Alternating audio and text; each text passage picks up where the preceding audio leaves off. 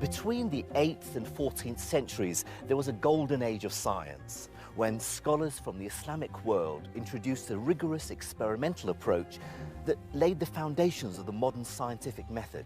They transformed the superstition of alchemy into the science of chemistry.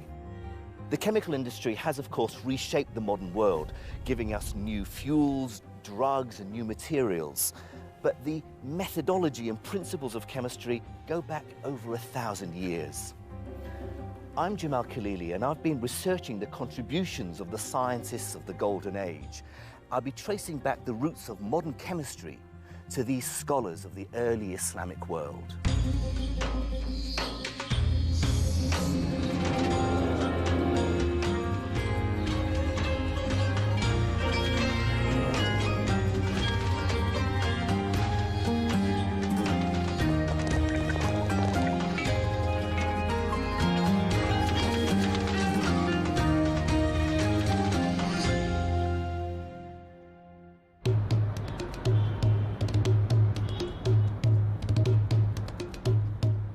This is Doha, the capital of Qatar. 2 decades ago, none of this existed. All this development has only been possible because of a huge investment of revenue from oil and gas. In other words, the chemical industry.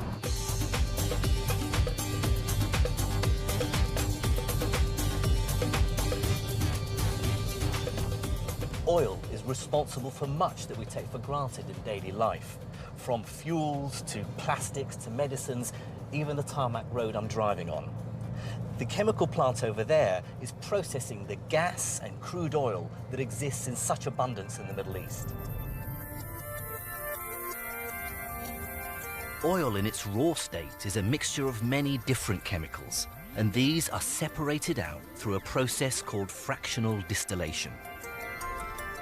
The crude oil is heated until it becomes a vapor. The vapor rises up the distillation tower and separates into its different components as it cools. The fractionating tower in a modern oil refinery is a high-tech version of a piece of apparatus called an alembic, used by the Golden Age scientists as a distillation tool over 1,000 years ago. One early pioneer of distillation was the 9th century physician and chemist Ar-Razi. Amongst his many writings are the earliest known accounts of using distillation to produce substances like kerosene, sulfuric acid, and pure alcohol. This wasn't for drinking, but for use as a medical disinfectant.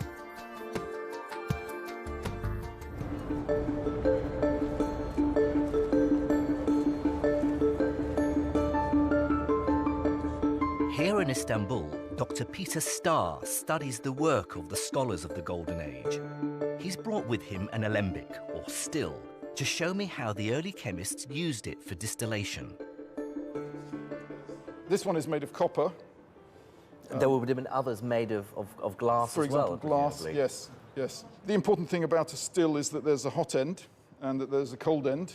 So the hot end is where the steam is produced. It then condenses and is received into the receiver here. What we would need would be water. First of all, usually distilled water. You could use rainwater. This will do then? That will do. And then we'll need whatever we're going to distill. For example, if we want perfume, roses would be excellent. Yeah. Rose petals. I'm sure the restaurant won't mind. I hope not. And so the water with the rose petals will be heated up here. As the steam's given off, it takes the scent of the roses, it reaches the alembic where it condenses back to a liquid and drips down here into this other container. Who were the people who were carrying out this chemistry? I think there are 2 main names which stand out above all the others. Above all, Jabir ibn Hayyan, but also Ar-Razi.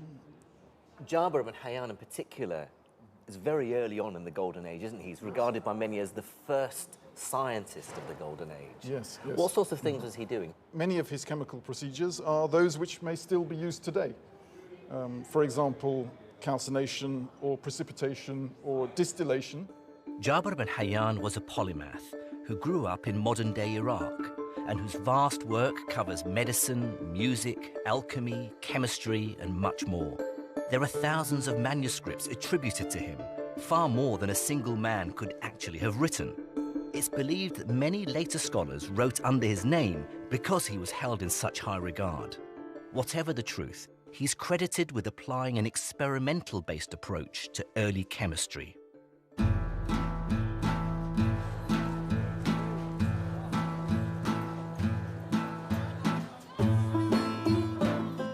The scholars of the Golden Age began applying the scientific method to chemistry, by which I mean they were conducting experiments in a way that was a big leap from the pure philosophical thinking of the ancient Greeks.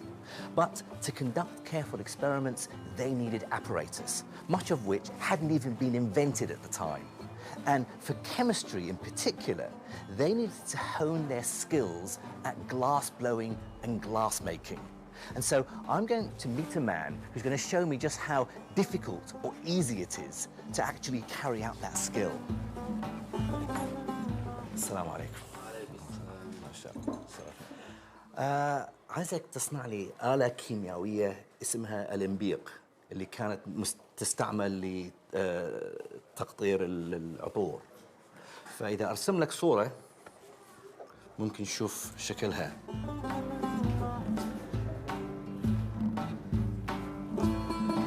اوكي.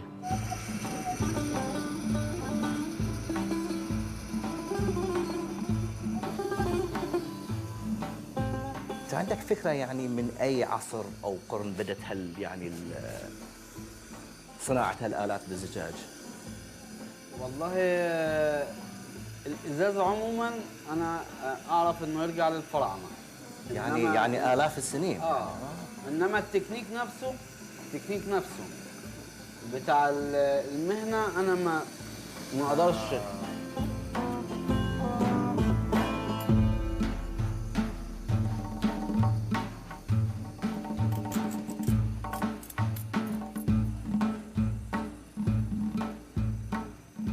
If Jabir ibn Hayyan was making alembics back in the late 8th century, he certainly would have been doing it this way. The sort of glass they would have used over 1,000 years ago would have been very different. They would have put their sand and lead and all the other ingredients into these ovens and just cook them and bake them until they melted. So although they did have glass blowing to shape the molten glass, they didn't have something with such a high temperature like this jet of gas here.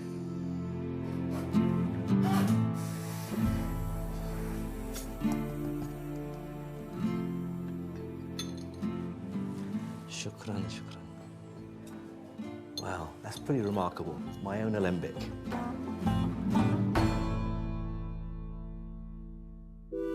Although Jabir ibn Hayyan and those like him were performing experiments and perfecting apparatus, the work they were doing was very much a mixture of chemistry and alchemy. Indeed, the Arabic word for chemistry is alchemia, from which the word alchemy is derived. But whereas modern chemistry is a rigorous, exact science, alchemy is associated with superstition and magic. The alchemist's main goal was to turn other metals into gold. To his followers, Jabir ibn Hayyan was known as al-Sufi, the mystic, because they believed his work was no different from sorcery. Even today, some chemistry can seem like magic. Afsoon's a chemistry student, and she's going to help me with some demonstrations that I guess could be used as part of a magic show. I'm going to turn these colourless liquids black, simply with the power of my mind. Right, think ink.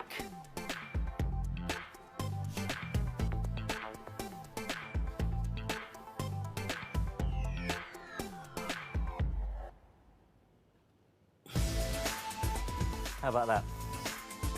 We need to mix these two chemicals together. Okay. But first of all, we have to turn off the light. Here we go. Oh, wow.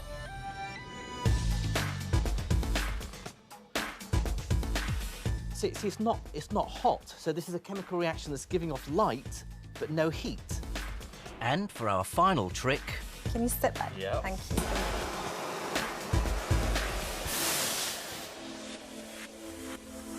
Of course, for all these reactions, we know that there's a chemical explanation for what's going on. But what we call chemistry has its roots in the alchemy of the Golden Age. So, Peter, To what extent was there real science being done in amongst all this mysticism and alchemy? You see, Jim, I don't see a contradiction between science and alchemy. Rather, I see a synergy. The one feeds on the other quite often. And that you could say about every period, great period of scientific breakthroughs. You could say it of the Greeks, you could say it of the height of the Latin Middle Ages, you could say it of the Renaissance. Well, even Isaac Newton was involved in alchemy. A classic example, yeah.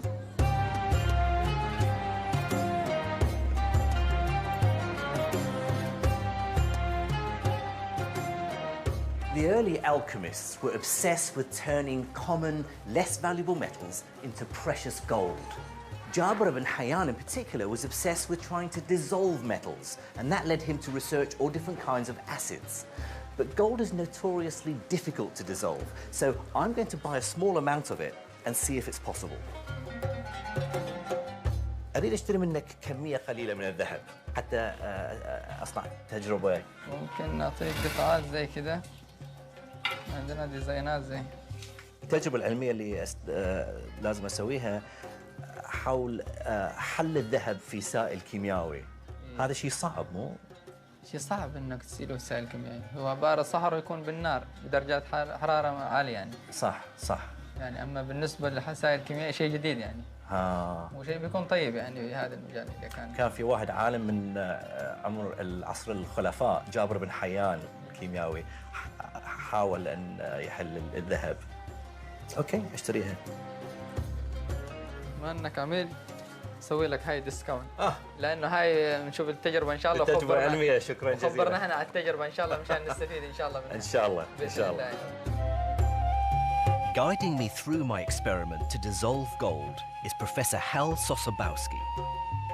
Right then, Hal, I need your chemistry expertise here. I've got this gold coin, and I wonder, is it possible to dissolve gold? Very, very difficult, Jim. Gold, like all noble metals, is relatively unreactive, but particularly unreactive towards acids. There's only one acid that can really do the job, which is this one, aqua regia, which means kingly water. And it's called kingly water because it's the only thing which dissolves gold. It's believed that Jabir ibn Hayyan first distilled it, and it's a mixture actually of two acids. It's nitric acid and hydrochloric acid. Yes, and it's exceptionally corrosive and exceptionally reactive. It sounds nasty. It's very, very nasty. It's vicious. So, can you demonstrate it for me? Let's see if it works. So we're going to pour it into the beaker. I'm going to save your beautiful gold coin, since you've travelled so far with it, and use this rather more expendable piece of zinc. So off it goes. You can see it's bubbling away. Now, the gold probably wouldn't react as fast as that, but certainly would dissolve away. And why would people want to do this? Why would they want to dissolve metals like gold? Because you can purify it, or you can refine your gold by dissolving it and then reprecipitating the metal out. And although the fumes are still coming up, I think that lump of zinc has been dissolved entirely in the liquid. We did leave a small piece of gold in aqua regia, although this takes a lot longer to react. But over an hour, the gold gradually dissolves.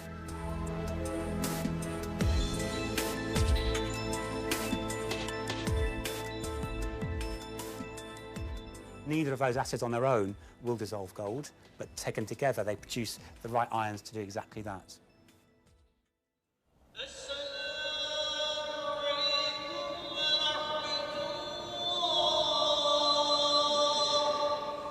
But early chemistry wasn't only about alchemy. There was a practical side to it as well. And many developments in chemistry were driven by Islam. Cleanliness was a religious requirement in Islam. For example, the washing of the hands, face and feet before prayer.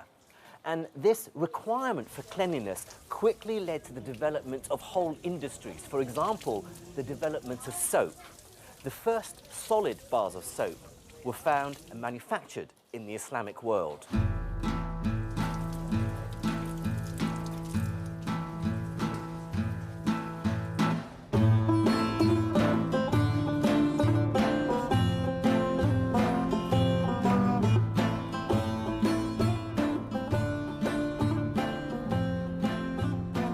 Jabir ibn Hayyan wrote about the difference between acids and alkalis. And the word alkali derives from the Arabic alkali, which means the ashes of salt wort, referring to the original source of alkali substances. And of course, alkalis are used in soap making. Rima Hazmat runs a small soap-making business in Jordan, where she uses age-old chemical processes to manufacture soap. Please, can you this the clothes, Oh, okay. please? It's very nice. Thank you. We put the pure olive oil here. Okay. Rima makes soap by mixing olive oil with an alkali and then adding her own herbs and spices. Okay, Mr. Jamil. This chemical process is called saponification. And now we're cutting here. After cooling, the soap is cut into bars and then left to dry for 2 weeks. This pure olive oil and what? It's a herb. Yeah. Bay leaves. Yes, this is bay leaves. This is bay leaves. It's good for all the skin and maybe for the hair. Not for me. No. Too late for me.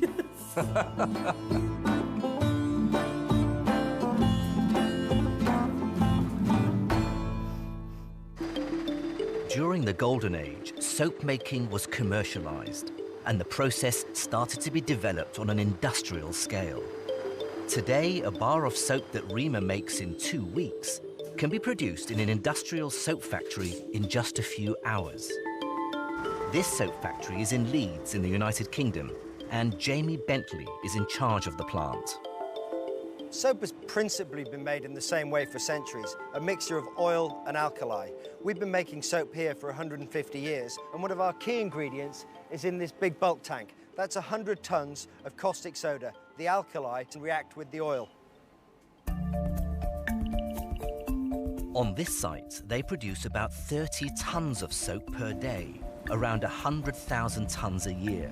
Industrialized soap making on this grand scale needs chemistry on a grand scale too.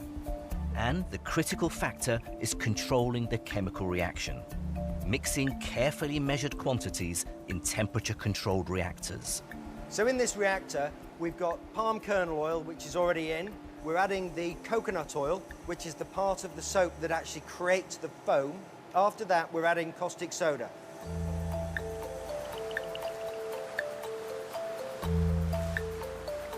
The mixture is constantly monitored as it reacts, and about an hour later, the reaction is complete. As with Rima's process, once it's reacted, the next stage is to dry the soap. In here is a vacuum spray dryer. So the soap that's pumped through here, we can create a vacuum and suck the water out of the soap. Bags of dried soap pellets are sent from the factory all over the world, where they're perfumed and shaped into bars of soap. Soap has been made in basically the same way for centuries, but modern technology, like vacuum spray dryers and precisely controlled reactors, have sped up the process. Modern chemistry relies on being able to weigh and measure accurately. And that's something we can trace back to the Golden Age. One of the reasons we regard the scholars of the Golden Age as the first true scientists is their obsession with accuracy. It's the reason why we think of Jabir ibn Hayyan and Razi as the first true chemists. And here's an example of why. This beautiful set of scales, it was built by a scholar by the name of Al-Khazali in the 12th century. It's called Mizan al-Hikmah, and it's said to be accurate to 1 part in 60,000. If you look very carefully along the arm, you can see very precise graduations giving us the distance from the center. And as the cups are hanging from different lengths, it's basically the principle of moments. As they move out, they will pull it down. The balance is achieved when the diamond shape in the middle is exactly vertical. It's very, very precise. But apart from that, it's actually a beautiful work of art as well.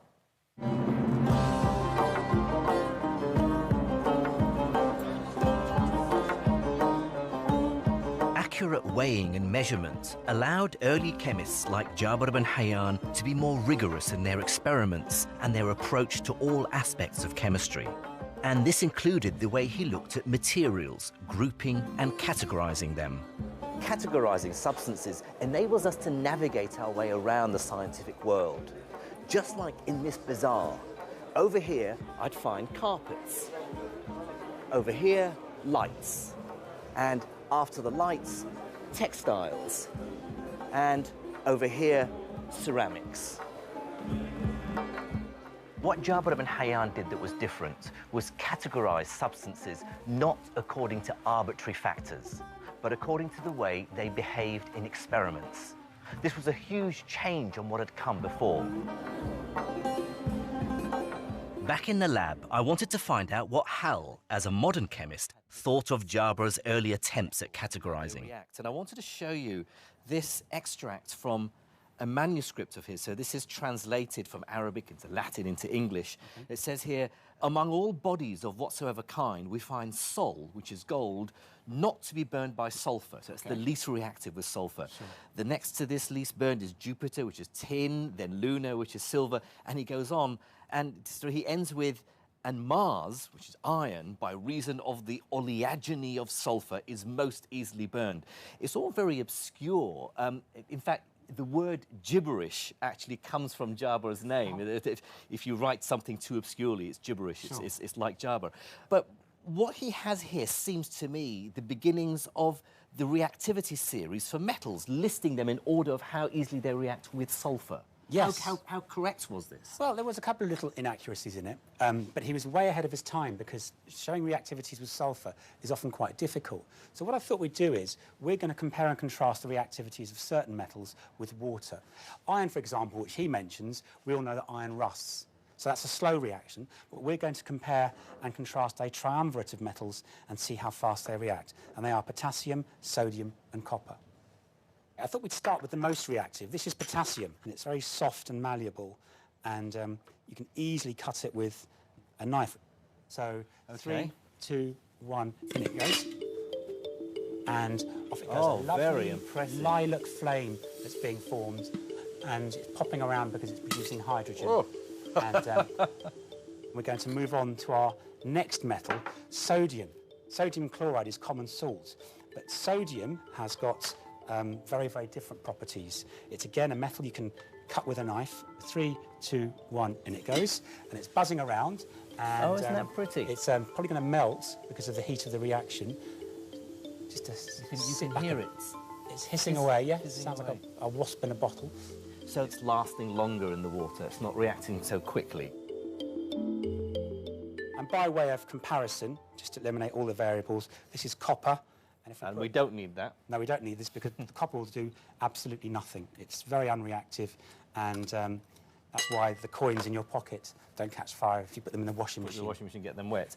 And so this order of just how reactive metals are, I mean, by modern standards of chemistry, Jabir ibn Hayyan didn't get it quite right. He had metals in the wrong order in that series. But how impressive was that, given that we're talking, you know, over 1,000 years ago? It's exceptionally impressive because he just didn't know what he was looking for. He didn't know what to expect. We know these things because we look at the periodic table. So you would call that chemistry, not alchemy? I think it's definitely chemistry.